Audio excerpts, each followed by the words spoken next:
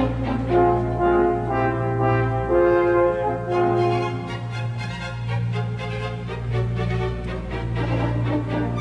you. We apologize for being late, but the weather didn't cooperate, and we probably would have gotten here faster if we just drove straight from New York.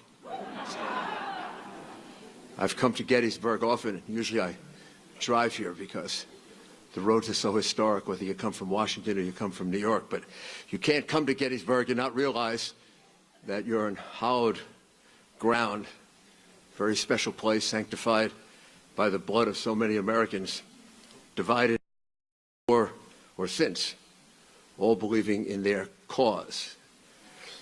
The Union remained, and the verdict of history determined the morality of the cause.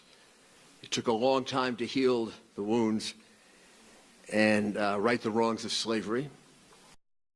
Some still remain and must be healed. But as important as the Battle of Gettysburg was the words that Lincoln very modestly and humbly said, "The world will little note nor long remember." Well, the world has all heard it and they all remember it. And maybe it's one of the great definitions of our democracy, one of the great pillars of our democracy. The words, government of the people, by the people, and for the people, shall not perish from this earth. Well, that's why Donald Trump is running for president, to take government away from the special interests, the massive donors, the lobbyists, the Washington insiders. I don't know that I could call government right now for the people and by the people.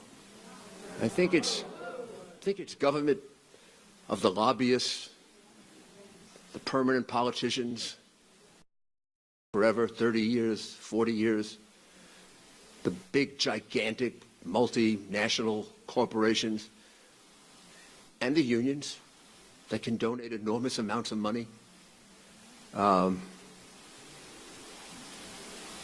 People are kind of down there somewhere. They get promised stuff and then the politicians don't deliver it. Then the people are upset. And we have this terrible feeling about all politicians, don't we? We look at the polls. How are you laughing? We look at the polls and I don't know who's rated worse, politicians or reporters. Pretty close. Way down,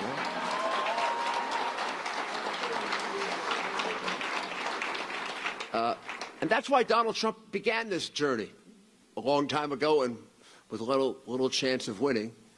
He thought, given the fact that he's his own man, his own person, doesn't need the contributions and doesn't need all the people around him that his opponent has, who have bought and sold her for years and years. One thing about Donald Trump, whether you like what he says or you don't, it's what he says, and nobody's paying for it or buying it or telling him to say it. He's his own man. He's his own man with his own ideas. And his big idea is to return government to you, the people, to clean out Washington. To you, to him, you know, you're not the abominables and the irredeemables. To her, you are. You're who she's talking about. You're the abominables and the irredeemables. Me too, by the way, so don't feel bad. I may be an abominable with a capital A to her. But Donald Trump doesn't look at it that way. He sees you as the backbone of America, the people who, you know, give up their lives to save our country when it's needed, the people who protect us as police officers and firefighters, the people who produce our food and our products and you're the people that make America work. You're the real heart of America, not the people sitting in the ivory tower thinking all day. Sometimes they think so much, they come up with very stupid thoughts. Donald Trump is running to clean those people out. They've been in Washington for too long. And he's come here actually to, and he could think of no more appropriate place to do it, to lay out a contract with you as to what he's going to achieve in his first 100 days along the road of returning the government to the people. Very specific, the things that he's going to do to turn this government around and finally clean it out so that it works for you the way Abraham Lincoln believed so nobly so many years ago when he spoke here.